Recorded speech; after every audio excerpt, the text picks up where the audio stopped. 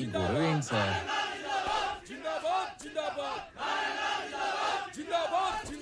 ఆగండి ఆగండి ఆగండి ఆగండి. నీ సంగతేంద్ర? ఏంటి సార్ ఇదంతా? అసలు ఆయన ఇంకా ఎక్కడ ఉన్నాడ్రా? పెద్ద సత్య హరిశ్చంద్రులా మాట్లాడుతున్నావు. మేం పవర్ లో ఉన్నా ఆ రామారావు గారిని చూసుకుని ఆఫీసు మొత్తం మమ్మల్ని పట్టించుకున్నారా? అందుకే అన్ని ట్రాన్స్ఫర్ చేయించి ఆ ప్లేస్ లో ఇన్ఛార్జ్ గా నేను తెచ్చుకుంది. నువ్వు చెప్పే బుర్ర కదలంటానికి కాదు, పెండింగ్ లో ఉన్న మా ఎన్ఓసీలు ఫైల్స్ క్లియర్ చేసి మా చేతిలో పెట్టడానికి. సార్, మీలాంటి వాళ్ళు ఎవరో కోర్టులో వేసిన కేసుల వల్లనే ఆయన ఇంకా రిలీవ్ అవ్వలేదు. అసలు ముందు మీరు రామారావు గారిని వాడు వీడు అనకండి సార్, నేను ఒప్పుకోను. ఒప్పుకోపోతే ఊరేసుకోరా. అయినా నువ్వేంట్రా కొత్తగా ఈ మధ్య పొద్దుతిరుగుడు పూరా ఆడేపు తిరుగుతున్నావు? అంటే రామారావు గారితో పనిచేస్తే చాలు ఎవడైనా సరే నిజాయితీ మాత్రం పుచ్చుకుంటారనమాట.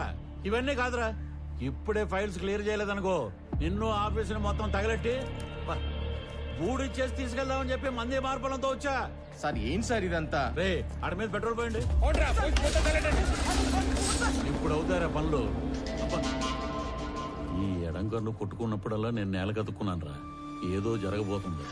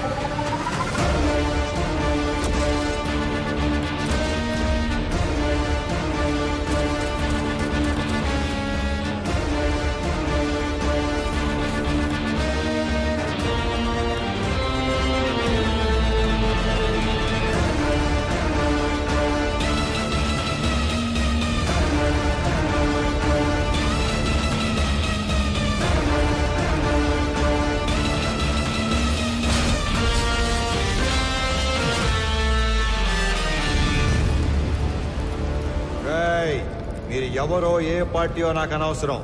ఎవరైనా సరే అధికారంలో ఉన్నాం కదా అని కొండలు తవ్వేస్తాం, చెరువులు పూడి చేస్తాం, అడ్డంగా భూములు కొట్టేస్తామని దౌర్జన్యం చేద్దాం అనుకుంటే అవుట్ అవుట్.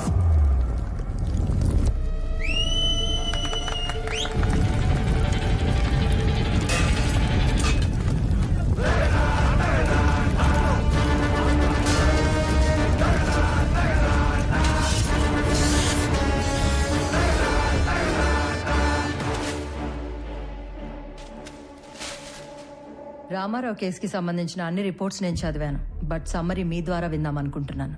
అఫ్కోర్స్ యువరానో, మేము రామారావుకి సంబంధించిన అన్ని యాక్టివిటీస్, అతను పెట్టే ఖర్చులు, ప్రాసెస్ చేసిన ఫైల్స్ అన్ని ట్రాక్ చేసి చూశాక ఒకటి కన్క్లూడ్ చేయగలం. In simple words, mister Ramarao is highly controversial in his deeds but very calculative in his moves. మీరు అనుమతిస్తే Indo Japanese power project case తోటి ప్రారంభిస్తాను.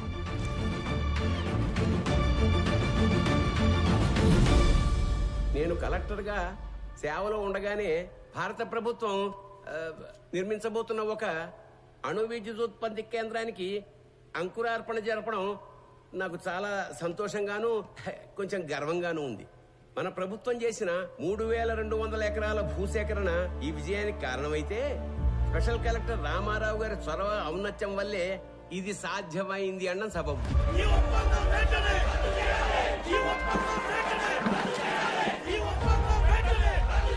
హరికి హైతో గారు, sir, as a token of appreciation to mister Ramarao, felicitate him please.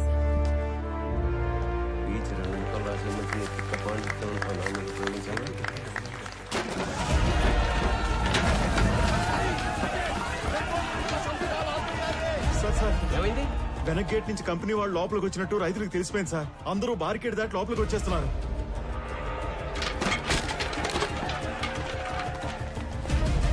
Company వాళ్ళకి security ఉన్నా ఎందుకైనా మంచిది, రూల్ ప్రకారం ఎస్పీకి ఇన్ఫార్మ్ చేయి. రామారావు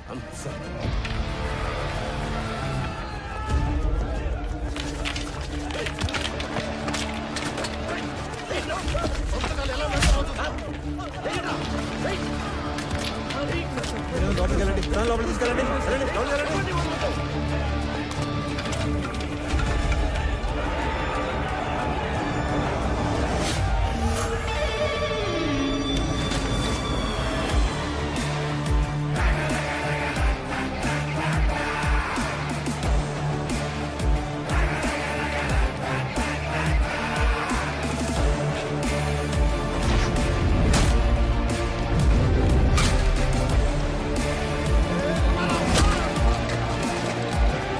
మొత్తం డబ్బులు కట్టి భూములు స్వాధీనం చేసుకున్న తర్వాత ఈ గొడవ ఏంట్రా? విప్లవం చేస్తాను అనుకుంటున్నావా?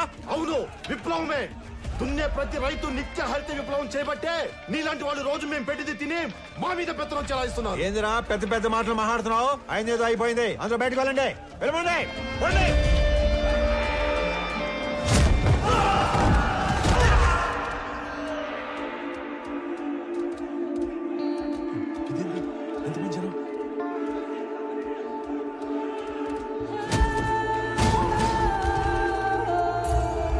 అక్కడ చూడండి, ఇది మనం ఊహించిన దానికంటే పెద్ద గందరగోళం అయ్యేలా ఉంది. వీళ్ళని మన వాళ్ళు కంట్రోల్ చేయలేకపోతున్నారు.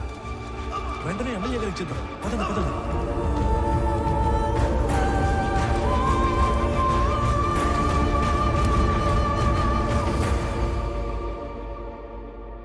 చూడు రామారావు, చేసిన పని లెటర్గా వేస్ట్ అయిపోయేలా ఉంది. చేయి దాటిపోకముందే ఈ ప్రాబ్లమ్ సాల్వ్ చేయమని పైనుంచి నాకు ఆర్డర్స్ వచ్చాయి. మీ నెత్తి మీద కట్టు, నా ఒంటి మీద దెబ్బలు, ఇంకా చేయి దాటకపోవటం ఏంటి సార్? మొత్తాన్ని లోపల నుంచి మన పని మనం చేసుకోవటమే. రైతులా సార్ వీళ్ళు? రౌడీలు. ఆయన నువ్వేంట్రా? ఈ సమస్యను ఇంకా పెద్ద చేసేలా ఉన్నావు. వదులు. ఈ గొడవ ఇంకా పెద్దది. నేషనల్ ప్రెస్ ఎక్కితే ఈ వెంచర్ కి బ్రేక్స్ పడతాయి. అందుకే సెంట్రల్ మినిస్టర్ రంగంలోకి దిగి కాంప్రమైజ్ చేయమని.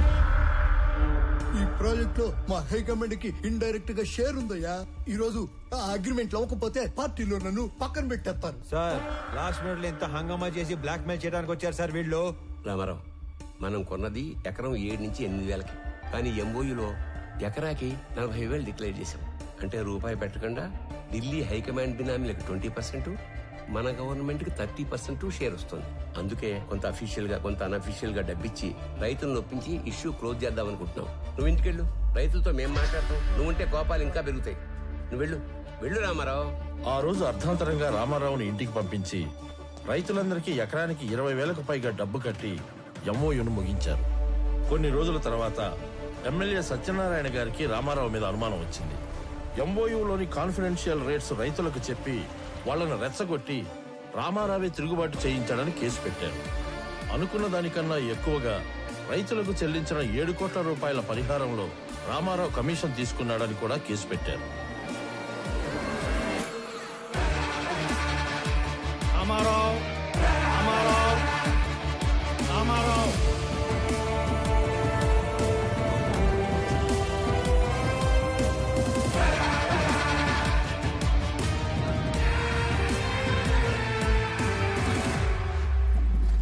రామారావు గారు, జడ్జ్మెంట్ ప్రొనౌన్స్ చేసే ముందు ఆఖరిగా కోర్టుకి మీరేమన్నా చెప్పాలనుకుంటున్నారా?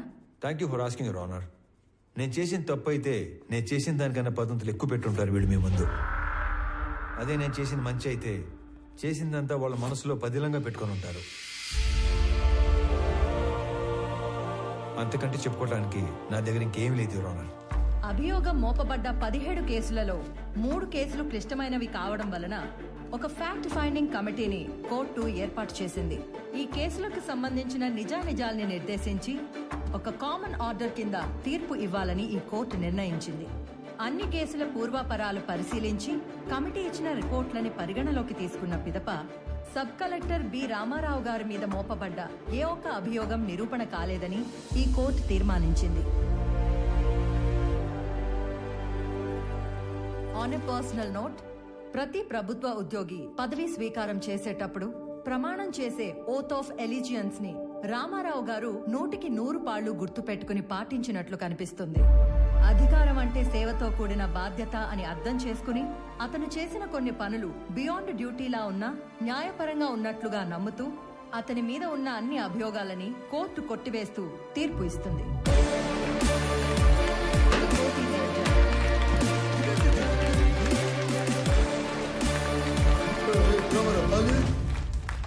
కోర్టు నుంచి తప్పించుకోగలమేమో కానీ నా నుంచి తప్పించుకోలేవు. నేను ఎంత తోతా ఆ నవ్వుకు అర్థమైందిరా. మీకెంత జరిగినా మర్చిపోతూనే ఉంటారే. అతని నవ్వుకి 4 అర్థాలు ఉంటాయి, చేసే పనికి 10 అర్థాలు ఉంటాయి. ఒక చాణుక్యుణ్ణి, ఒక క్షత్రుణ్ణి కలిసి సమపాళ్లలో ఊహించుకోండి, అతనే రామారావు.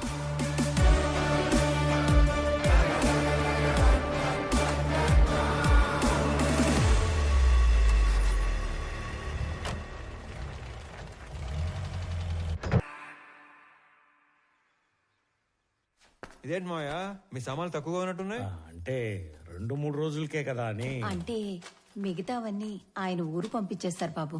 అక్కడికొచ్చి ఓ 2 రోజులుండి వెళ్ళిపోతాం. ఇంటి కండిషన్ ఎలా ఉందో ఏమో.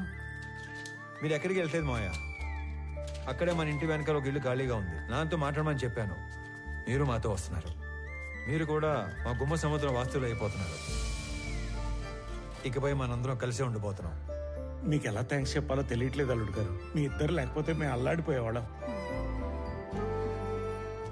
రే బుడ్డడా, మీ నాన్న తాతకి మీ నాన్నమ్మకి గిఫ్ట్లు తెద్దాం పద. ఇప్పుడే వస్తాం అల్లుడు గారు, పద పద. ఏమ్మా ప్యాకింగ్ గొడవల్లో ఉన్నారా? రండి సార్, రండి కూర్చోండి. మీకు కాఫీ తీసుకొస్తాను. అలాగే కాఫీలో కాస్త విషం కూడా కలపమ్మా. మీ ఆయన ఇచ్చే ట్విస్టుల కన్నా అదే బెటర్. నువ్వు కాఫీ తీసుకుని రా, విషయం లేకుండా. రండి సార్, కూర్చోండి. రామారావు, నాకు డౌట్ ఉండేది, లేటుగా కన్ఫర్మ్ అయింది. అయితే నిజంగానే ఆ గందరగోళం, గొడవ, కొట్లాట పూర్తిగా ప్రీ ప్లాన్డ్ కదా?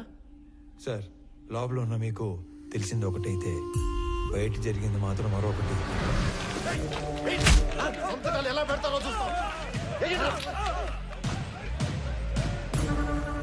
నేను సిచ్యువేషన్ ని కంట్రోల్లో తీసుకొచ్చే టైంలో కంపెనీ సెక్యూరిటీ వేషంలో ఉన్న ఎమ్మెల్యే మనుషులు అత్యుత్సాహం చూపించారు.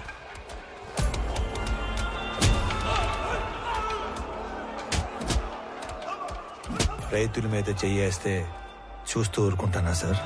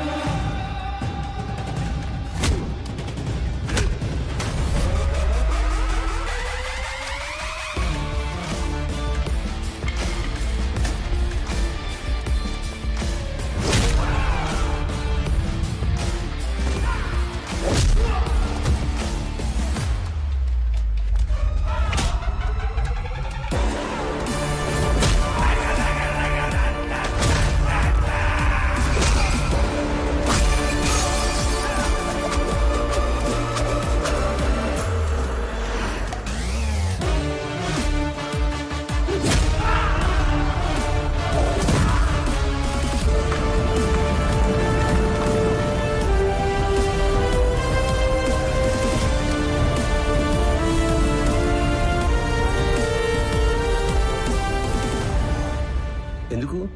మన ప్రభుత్వాలు కష్టాల్లో ఉన్న మహాప్రభు ఆదుకోండి అని అడిగితే పైసా కూడా సాయం చేయం. అదే నష్టపరిహారం అయితే లక్షలు లక్షలు ఇస్తాం. అందుకు పని చేయడానికి లంచం తీసుకునేవాళ్ళని చూశాను, పని చేయకుండా ఉండడానికి లంచం తీసుకునేవాడిని చూశాను. కానీ జనం పనిచేసి రిస్క్ తీసుకునేవాడిని నిన్నే చూస్తున్నాను. Really I'm proud of you Ramarao. Sorry, wrong టైంలో వచ్చినట్టున్నాను. లేదమ్మా, రైట్ టైంలో వచ్చావు. ఈ ఆయన మెరుపు లాంటి వాడు, శబ్దం లేకుండా వెలుగునిచ్చే రకం.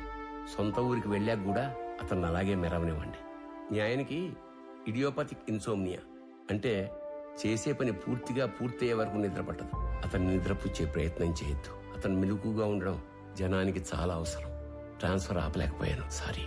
I'm going to miss a revolutionary officer.